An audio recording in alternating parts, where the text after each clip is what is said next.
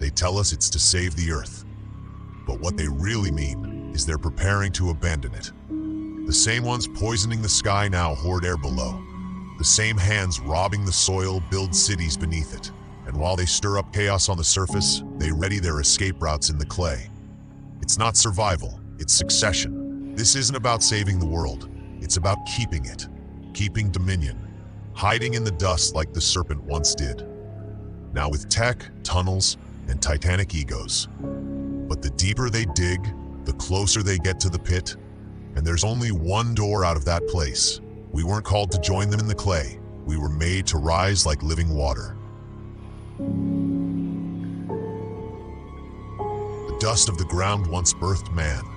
Clay shaped in divine image, animated by breath. Now the serpent slithers through that same dust, laying in wait, not to create, but to corrupt. He doesn't need to chase you. He's already beneath you. Underground, embedded, patient. As man reaches for heaven through towers of tech and tongues of code, the serpent sinks lower, preparing his pit.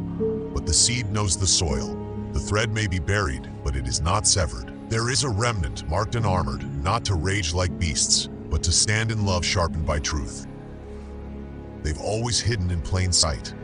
But the deeper threat, the ancient rot, was never meant to stay on the surface. The surface was for us. That was the stage, the sandbox, the cage they let us fight in while they burrowed down, preparing for the reset, preparing for the purge, preparing for the return of what they call gods. But we know our liars. They fed the rebellion, fanned the flames of righteous anger, all to justify the floodgates so they could vanish back into the clay unnoticed, as the surface consumes itself in chaos. While men make war above, they'll gather below, in caverns carved long before steel, by beings long before kings.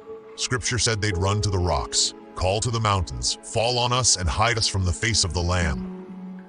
And they will. They already are.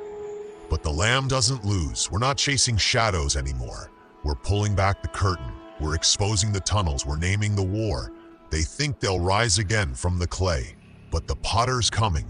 And he don't lose clay, he remakes it. And still the serpent waits in the dust beneath, not with fangs bared, but with contracts. Not in the open, but beneath cities, beneath stories, beneath skin. It waits for the revolt it orchestrated, for the fire it fueled, for the fall it engineered. And when the smoke clears and the righteous has run its course, they'll vanish, back into the clay. But clay remembers, clay records. And what was hidden will not stay buried. For living water is rising, and the dust shall not hide the wicked forever. While the architects dig downward, they feed the surface with rage. A stage is set, of smoke, mirrors, and righteous fury tailor-fit for a people betrayed. But what if the play was written by those already gone? What if the gatekeepers were never really here to stay? They whisper through influencers, meme magic, documentaries that just so happen to confirm what we already feared. It feels like revelation because it is, but not of the holy kind. It's the release valve. Bleed the anger out. Drain the resistance. Keep the focus upward while the serpent slithers back beneath the dust. And so the dust settles for now. But underfoot, movements stir. The narrative they feed us isn't just deception, it's choreography. From rage to rebellion, from exposure to explosion, all by design. But in the silence after the sirens, when the surface turns to ash, who or what comes crawling out?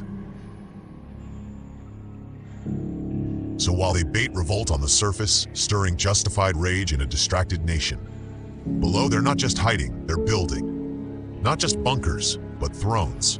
Kingdoms beneath kingdoms, with roots older than empire, waiting for fire, famine, or false flag to lock the doors and vanish beneath. And we, clay-made and breath-born, made to walk in the light, are left in the dust, as the serpent coils again below. And so it waits, beneath our headlines, beneath our history. Not dead, but dormant. This is not myth. It is memory, echoes of ancient defection buried in bunkers of steel and secrets. But we are not prey.